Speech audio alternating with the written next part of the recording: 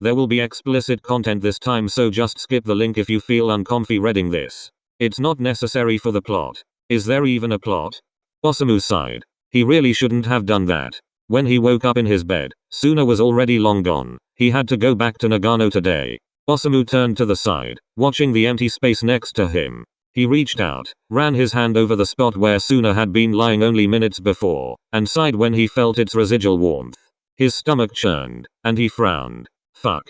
He really shouldn't have done that. Suna bounced his leg as he stared out the window of their bus, lost in thoughts. His arms were crossed in front of his chest, a slight frown chiseled on his face, his mind on Osamu. Rin? Suna's face snapped to Komori, who was sitting next to him, looking at him worriedly. Are you okay? Huh? You're acting weird today. Is everything okay? Suna swallowed thickly, blinked a few times, and then nodded. Yes, I'm fine. It's gotten late with you and Samu. Huh? He couldn't get him out of his mind. Everything they had done last night, everything Osamu had done to him. He couldn't think straight. Osamu running his hands over his torso. Osamu kissing his skin and staring at him through his thick lashes while giving him hickeys on his groin. The way he gave him so many more bruises, always making sure they were placed where no one could see. Intimate spots that made it even hotter. Suna went crazy just thinking about it. Hey, did something happen? Fuck yeah. Suna arched one brow. Don't look at me like that, you seem off today. Komori muttered, a slight pout appearing on his lips. Suna chuckled, swung his arm around Komori and pulled him close, pressing his lower lip down with his thumb and letting his gaze wander to the libero's mouth. Don't worry Toa, everything is fine as long as you are with me. Komori grinned, and before he could say anything, Suna pressed their lips together and engulfed Motoya in a passionate kiss. What if those lips were Osamu's? Get a room. They smirked into the kiss. Suna nudged Komori's nose and admired his flushed face. Hey, you'll tell me if there's anything bothering you, right? Suna gave him a peck on the corner of his mouth. Of course. It was nothing.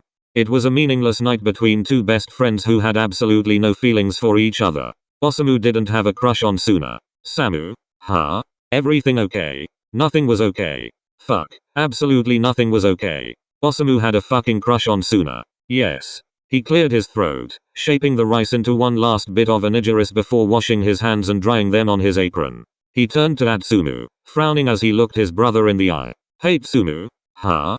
Atsumu licked his lips and picked up an onigiri filled with umeboshi, which were actually meant for Kyumi. But hey, whatever. What would you do if Kyumi cheated on you? Atsumu's movement stopped when he was about to bite into the tasty treat. He blinked. Huh? Osamu turned away, grabbed a rag, and cleaned the counter, his back turned to his brother. He couldn't look him in the eyes. Shit, he couldn't even look himself in the face anymore. I mean, does he do that? Osamu's eyes widened. He turned abruptly and met the worried and almost hurt gaze of Atsumu. His heart slipping into the pit of his stomach, he immediately shook his head. No. Oh god, no. No. Don't worry Tsumu. No he doesn't. Atsumu frowned. Okay.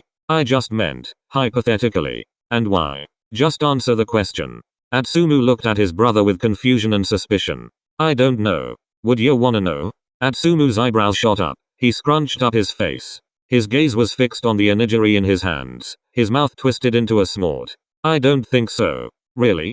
Atsumu's gaze snapped to Osamu, who was facing him with his arms crossed. I mean, it depends. On what? If it was a one-time thing and if he regrets it, then I wouldn't wanna know. Don't you think something like that always gets busted? Atsumu shrugged his shoulders. Not necessarily. Osamu furrowed his brow. So you'd be okay if it was a one-time thing? No, of course I wouldn't. Fuck, I'd rip Kyumi's head off. Atsumu chuckled. But I just wouldn't wanna know. Osamu hummed, observing his twin, who was now bringing the umeboshi-filled onigiri to his lips again. If it happened more often, though, or even on a regular basis, you would want to know. Osamu finished the sentence and Atsumu huffed. Oh, that man wouldn't be safe from me anymore. He licked his lips before biting into the onigiri. Maybe Atsumu was right. It was a one-time thing and they both knew it was a mistake. Not a big deal. It happened once and it would never happen again. Hey. Yo. It had been a good week since OsaSuna's night together. The two had had no contact since then, which wasn't necessarily unusual for them. Osamu and Suna had always had a casual relationship, giving each other plenty of space, knowing exactly when to call out to the other again. This time wasn't different. It was quite late in the evening. Suna knew that Osamu would be working late during the week, so he waited with his call. Komori was already gone.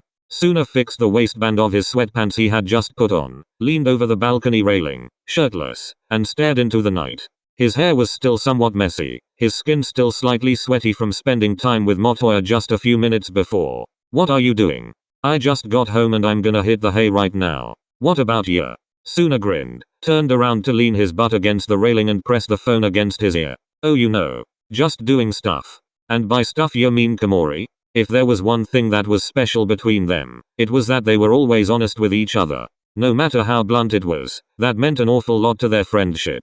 And it was one of the reasons why Osamu knew he should never fall in love with Rin. And maybe it was also the reason why he did it anyway. There was no one with whom Rin was the way he was with Osamu. He just went home. Great. It triggered Suna. This unattainability of Osamu, this indifference, how he seemed almost emotionless. To see that Osamu could also be different. To know that Osamu could also be different. You sound tired. Because I am. The restaurant was packed today, so many guests with extra requests. It was fucking exhausting and honestly I just want to relax now. Oh. Suna twitched an eyebrow, his lower body region making itself noticeable. He bit his lips and couldn't help but grin. Do you want me to help you out? Osamu huffed out a laugh. He spoke sarcastically. Yeah, sure. Helping out. Helping out my ass. We both know how that ended last time. Suna walked into his apartment, locked the balcony door and made himself comfortable on his bed. Osamu, on the other end of the line, sat on his couch, leaning back and letting the light of the TV illuminate his dark apartment. Where are you right now? In bed? On the couch? Osamu frowned, his heart beating a tad too fast. Suna smirked. Samu. Osamu gulped. Relax, lean back, put your head back in your neck, will you?